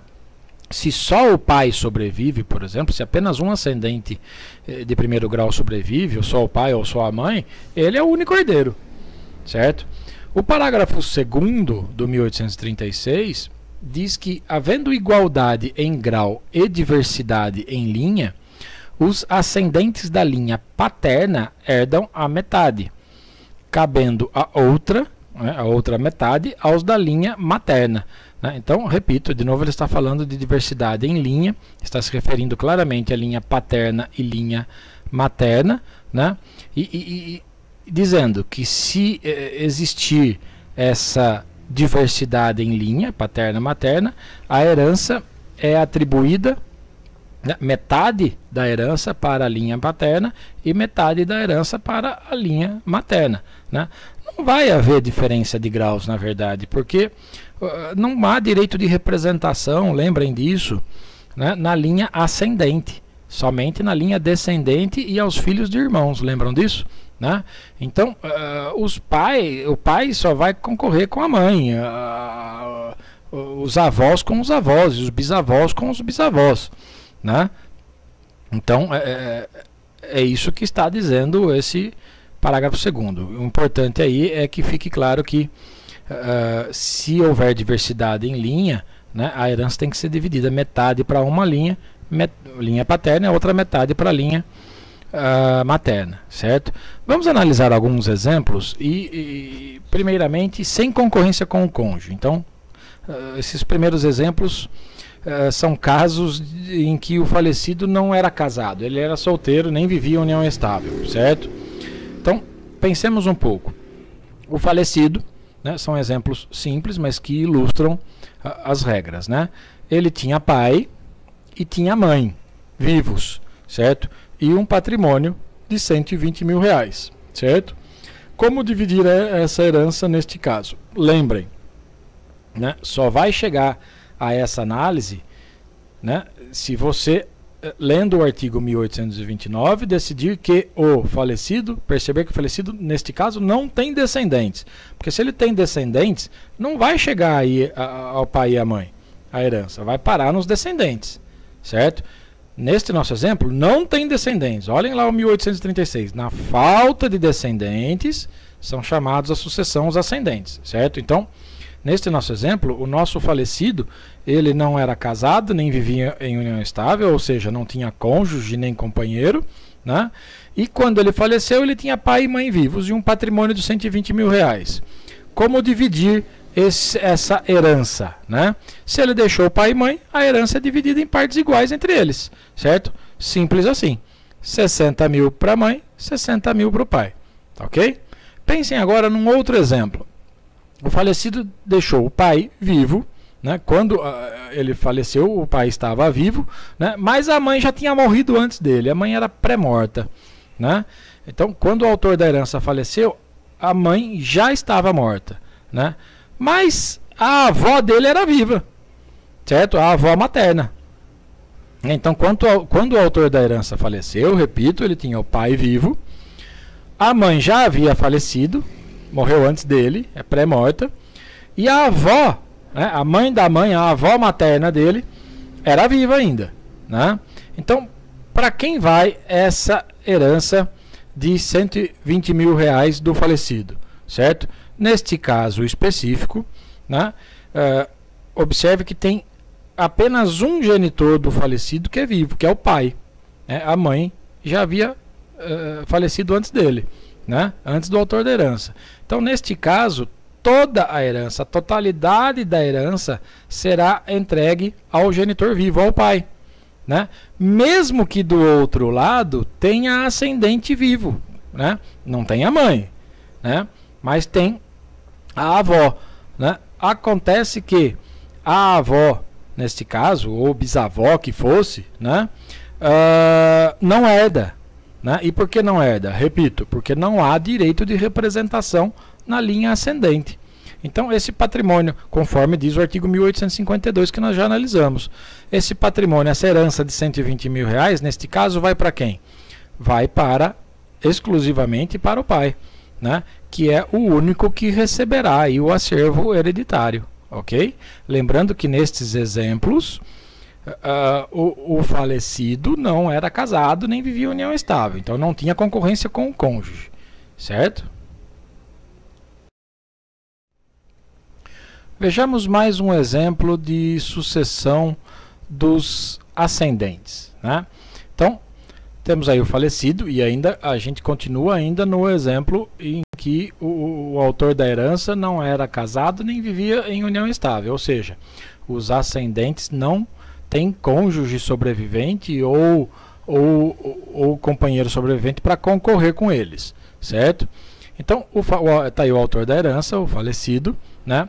E ele tinha um pai e mãe, certo? Só que quando o autor da herança faleceu, o pai e a mãe, neste novo exemplo, já eram falecidos, já tinham falecidos antes dele, certo? Mas ele tinha um avô materno vivo e uma avó materna viva, quando o autor da herança faleceu. E além disso, ele tinha um avô paterno também vivo, né? Observem, então, que o autor da herança, ou falecido, né, ele tinha 3 avós, certo? 2 maternos e 1 paterno, né?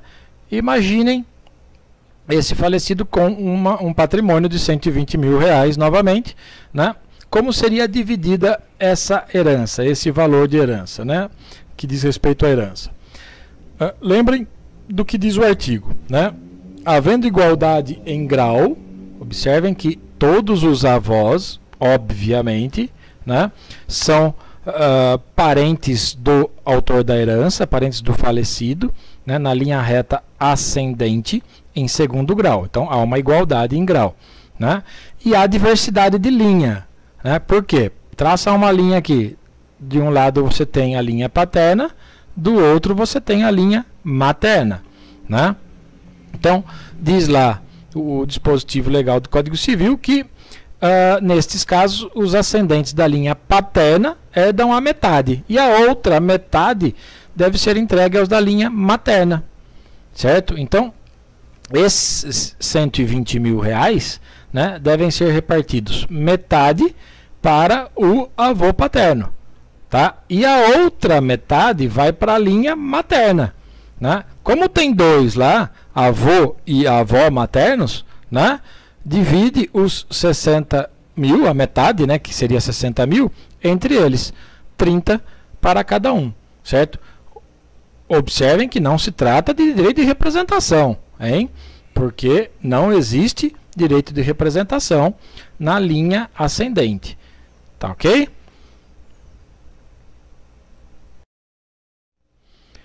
Vejamos agora as regras para a sucessão dos ascendentes em concorrência com o cônjuge, certo? Então, diz o artigo 1837 que, concorrendo com ascendente em primeiro grau, ao cônjuge tocará 1/3 da herança. Caber-lhe-á a metade desta, se houver um só ascendente, ou se maior for aquele grau. Então, observem as regras, né? Agora, neste caso, então, nós estamos diante de um autor da herança, de uma pessoa que faleceu, que não tinha descendentes, certo? Mas tinha ascendentes vivos. E os ascendentes sempre concorrem com o cônjuge. E agora, na nossa história, o autor da herança, o falecido, era casado. Então ele deixou uma viúva, certo? Diz o artigo 1837 que se houver cônjuge sobrevivente, ele vai concorrer com o ascendente em primeiro grau, ou seja, estamos falando de pai e mãe, né? Se ele concorrer com ascendente de primeiro grau, né, em primeiro grau, ao cônjuge pelo menos 1/3 da herança. E ele terá 1/3 da herança, analisando não só a primeira parte desse artigo quanto a segunda, se ele concorrer com pai e mãe do falecido, certo? Por quê? Porque a segunda parte diz caber-lhe-á a metade, ou seja, uma parte maior da herança, não só 1/3, né? Mas uma parte maior da herança, né? A metade, se houver um só ascendente. Então, se o falecido deixou só o pai vivo, porque a mãe já tinha morrido antes, ao cônjuge sobrevivente ficará metade da herança, né? Se ele deixou só a mãe viva, porque o pai já tinha falecido antes e o cônjuge, e além disso a viúva, né? A viúva ficará com metade da herança, porque aí se aplica a segunda parte desse 1837, né? Também nos casos, lá no final, olha, ou se maior, ou seja, também caberá a metade da herança para o cônjuge sobrevivente, se maior for aquele grau. Então, se o falecido não deixou nem pai nem mãe, mas deixou avós, né? A viúva vai concorrer com os avós e para a viúva metade da herança. Ah, deixou só bisavós. A viúva concorre e tem metade da herança, né? Então, vamos tentar exemplificar isso, né? Se o falecido for casado, se o decujus for casado e tiver apenas ascendente, né, o cônjuge sobrevivente, como já vimos, qualquer que seja o regime de bens, concorrerá com o ascendente, certo? No primeiro exemplo, imagine ele concorrendo com ascendentes em primeiro grau, os pais, pai e mãe. Neste caso, conforme o artigo 1837, ao cônjuge sobrevivente cabe 1/3 da herança, né? Então, imaginem este é o acervo hereditário, né? 100% da herança está aí, né?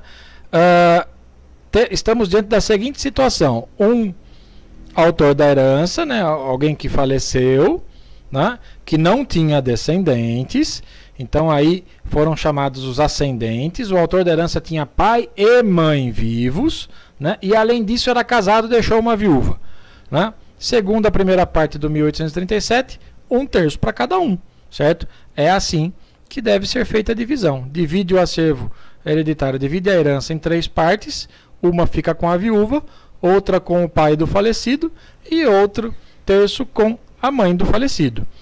Isso vai ocorrer, repito, se os pais do falecido forem vivos, certo? Ambos, né? Pai e mãe, tá ok? Agora pensem num outro caso, né? Pensem o cônjuge sobrevivente, né? A viúva em nosso exemplo, né? Concorrer com um só ascendente, ou só o pai ou só a mãe. Por quê? Porque a mãe já tinha falecido antes, ou o pai já tinha falecido antes, mas a mãe ainda era viva quando o autor da herança faleceu, né? Ou se maior for aquele grau, ou seja, imaginem a viúva concorrendo com o avô, com o bisavô do decujus, certo? Nesses casos, de acordo com a segunda parte do 1837 do Código Civil, ao cônjuge cabe metade da herança, cabe uma parte maior. Então, de novo, imaginem o montante da herança, né? Divide ela ao meio, certo? Metade é para a viúva e a outra metade vai para o pai do falecido, se só o pai tivesse vivo. Ah, mas só a mãe está viva, então vai só para a mãe. Ah, não tinha nem pai nem mãe vivos, mas tinha 4 avós, 2 avós maternos, 2 avós paternos. A viúva recebe metade e a outra metade é dividida entre os avós e assim por diante, certo? Essa é a forma, essas são as regras de sucessão dos ascendentes, né, em concorrência com o cônjuge, tá bom? Analisemos agora as regras para a sucessão dos colaterais. Lembrem da ordem, isso é muito importante ter em mente, né? Lembrem da ordem legal de preferência do artigo 1829 do Código Civil, certo? Então, para chegar nos colaterais, né, vocês já sabem que não tem nem descendentes, nem ascendentes, nem cônjuge ou companheiro, né? Analisando novamente o 1829, lembrem que os primeiros da lista, os primeiros da relação são os descendentes, que concorrem com o cônjuge sobrevivente ou companheiro em algumas situações. Não tem descendentes, aí passa-se a segunda, ao inciso 2, que são chamados, nesse momento, os ascendentes, né, para sucederem o falecido. Os ascendentes que sempre concorrem com o cônjuge ou companheiro sobrevivente, se houver, né? Não tem descendentes nem ascendentes, aí sim a herança é deferida na sua integralidade, na sua totalidade, para o cônjuge ou companheiro sobrevivente. Se não tiver descendentes, nem ascendentes, nem cônjuge ou companheiro sobrevivente, aí sim é que vai chegar no inciso 4, ou seja, é aí que a herança chega aos colaterais, certo? As regras para a sucessão dos colaterais, como que se faz a divisão, o que se aplica, o que não se aplica, etc., estão nos artigos 1839 a 1843 do Código Civil, né? E tem um breve resumo aqui para vocês. Então, repetindo, na falta de descendentes, ascendentes e cônjuge ou companheiro, aí sim são chamados a suceder os colaterais até o 4º grau, né? Por que até o 4º grau? Porque a relação de parentesco, como estudaram no curso de Direito de Família, vai na linha colateral, vai apenas até o 4º grau, certo? Na sucessão dos colaterais, também os mais próximos excluem os mais remotos, certo? Isso fica claro lá no artigo 1840 do Código Civil, né? Então, se são chamados a suceder os irmãos, que são os mais próximos, parentes de 2º grau, né, colaterais de 2º grau, né, excluídos estarão tios e sobrinhos que são de 3º grau, né, e os mais distantes também estarão excluídos. Se forem chamados os de 3º grau, os parentes de 3º grau, né, excluídos estarão os do 4º grau, que são os primos, os tios avós e os sobrinhos netos, certo? Agora, na linha colateral, lembrem disso, também há direito de representação, né? Mas esse direito de representação na linha colateral ou transversal é concedido unicamente aos filhos de irmãos, ou seja, aos sobrinhos, né? Nós já vimos isso quando analisamos o artigo 1853, e essa regra, essa disposição é repetida, reiterada no artigo 1840 do Código Civil. Certo? Então vamos a um exemplo, né? Imaginem que o falecido não tenha, lembrem disso, ele era solteiro, não era nem casado, nem vivia em união estável. Não tinha nenhum descendente, não tem ascendente, então não tem também nem cônjuge sobrevivente, nem companheiro sobrevivente, então chega nos colaterais. E ele tem irmãos, em nossa história agora, né? Então ele tem o irmão 1, o irmão 2 e o irmão 3, certo? O irmão 2 é pré-morto. O que significa isso? Vocês já sabem, mas vale a pena repetir. Quando o autor da herança faleceu, um dos irmãos dele já tinha morrido. Um dos irmãos morreu antes dele, certo? E esse irmão pré-morto tinha 2 filhos, que são, portanto, sobrinhos do falecido, certo? Que nós chamamos aqui de sobrinho 1 e sobrinho 2, tá? Muito bem, imaginem esse falecido com um patrimônio de 120 mil reais, né? Como será dividida essa herança entre os seus irmãos, né? Neste caso específico, ela tem que ser dividida em 3 partes iguais, obviamente, né? Cabendo 2 partes aos irmãos vivos e uma outra parte aos sobrinhos, né? Porque os sobrinhos estão representando o pai, né, que é o outro irmão do falecido, né? E eles devem receber aquilo que o pai receberia se vivo fosse. Lembrem lá das regras do direito de representação, né? Então, esses 120 mil reais são divididos 40 para o irmão 1, 40 para o irmão 3, né? Os 40 mil reais que seriam recebidos pelo irmão 2, né, evidentemente não serão recebidos por ele, porque ele já faleceu antes, né? Então tem que dividir aos seus filhos 20 mil para cada um, que são sobrinhos do falecido, certo? Essa é a sucessão, essa é a regra que é simples e semelhante às demais, né, para a sucessão dos colaterais, tá ok? O Código Civil ainda traz uma regra, no mínimo, interessante em relação à sucessão dos colaterais. Estabelece lá no artigo 1841 que concorrendo à herança do falecido irmãos bilaterais com irmãos unilaterais, cada um destes, ou seja, cada irmão unilateral deve herdar metade do que cada um daqueles, ou seja, irmão bilateral herdar. Então, observem que o Código Civil estabeleceu um privilégio para os irmãos bilaterais, né?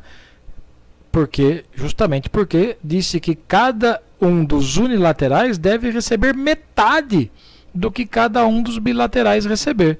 Isso está lá no artigo 1841. Lembrando que irmão bilateral, também chamado de germano, né, é aquele que é filho do mesmo pai e da mesma mãe, né? E o irmão unilateral, por sua vez, é aquele em que só um dos genitores é o mesmo. Então, irmãos unilaterais têm o mesmo pai com mães diferentes ou mesma mãe com pais diferentes, certo? Essa é a diferença de irmãos bilaterais para irmãos unilaterais, né? É evidente que se todos os irmãos forem bilaterais, a herança é repartida entre eles em partes iguais, né? E não poderia ser diferente se todos fossem unilaterais. O artigo 1842 deixa claro isso também, ao dizer que não concorrendo à herança irmão bilateral, herdarão em partes iguais os unilaterais, né? Mas essa diferença de irmãos bilaterais e unilaterais, né, estabelecendo o artigo 1841 que os unilaterais devem receber a metade do que cada um dos irmãos bilaterais receber, né, pode gerar alguma confusãozinha aí na hora de fazer a divisão da herança, né?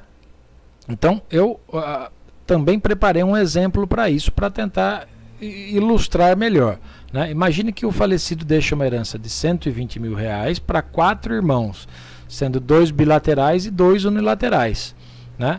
Lembrem que os bilaterais têm que receber o dobro do que receberam, irão receber os unilaterais, né?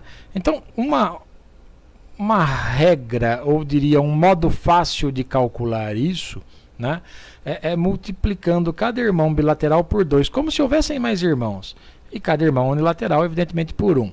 Vamos ao exemplo, então, para tentar colaborar no entendimento, certo? Temos aí o autor da herança, o falecido, né, e ele tem 4 irmãos, certo?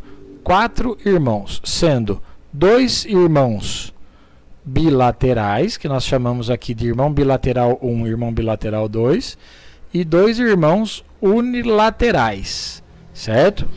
Então, imaginem esse falecido com um patrimônio de R$120 mil. Como fazer essa conta, né? Um jeito fácil, uma técnica fácil para calcular, né, é você multiplicar os irmãos bilaterais por 2, aumentando, como se estivesse aumentando o número de irmãos, né? E os irmãos unilaterais por 1. Então o que você faz? Você trata o irmão bilateral, multiplica por 2, né, o irmão bilateral, cada um deles, né, e os unilaterais por 1. Então, neste caso, seria como se você tivesse 2, 4, 5, 6 irmãos. Certo? Isso só serve para fazer a conta, certo? Você não vai dividir em 6 partes iguais a herança, né? Mas só serve para chegar no valor adequado e respeitar o que diz o artigo 1841, né? Que estabelece, repito, que cada irmão unilateral deve receber a metade de um bilateral. Então, pega o patrimônio, né, e divide por 6. Por que 6? Repito, cada irmão bilateral você multiplica por 2 e cada unilateral mantém a unidade, né? Multiplica por 1. Então nós temos 2, 4, 5, 6. 120 dividido por 6 dá 20 mil, certo? Então você chegou à quantia de 20 mil. Quanto cabe para cada um? Ao irmão bilateral, 20 mil vezes 2, certo? 40 mil. Ao irmão bilateral 2, 20 mil vezes 2, 40 mil. Ao irmão bilateral 1, 20 mil vezes 1. Bilateral não, aí é unilateral, né? Ao irmão unilateral 1, 20 mil vezes 1. E ao irmão unilateral 2, 20 mil vezes 1.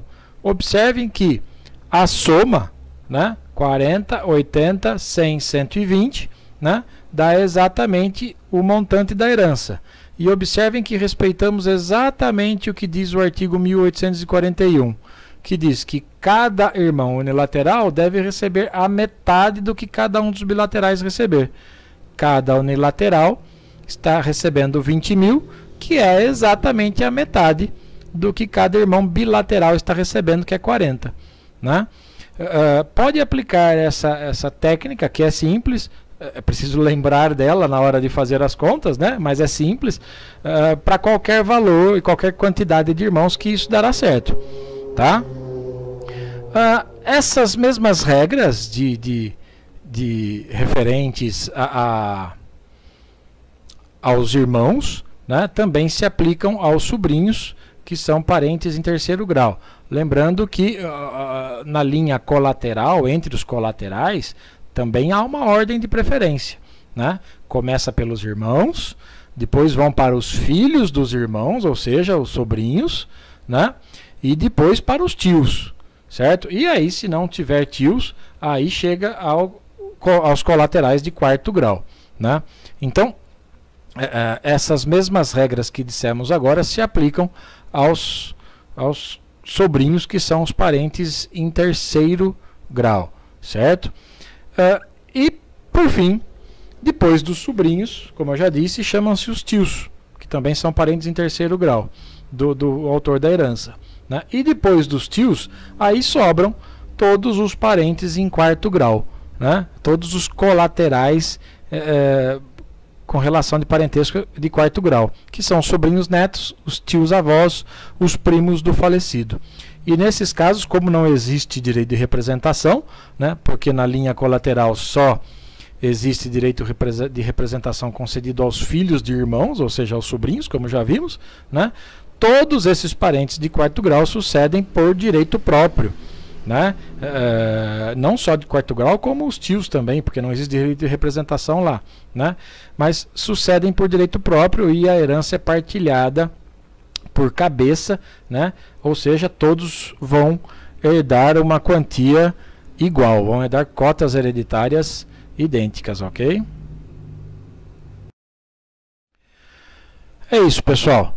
Esta foi a aula de sucessão legítima, ainda dentro do curso de Direito das Sucessões, em que analisamos, debatemos ou conversamos a respeito das disposições legais contidas no Código Civil, que tratam da ordem da vocação hereditária, dos herdeiros necessários e do direito de representação, assim como abordamos alguns temas, algumas polêmicas, algumas divergências doutrinárias oriundas desses assuntos, certo? Grande abraço em todos e todas.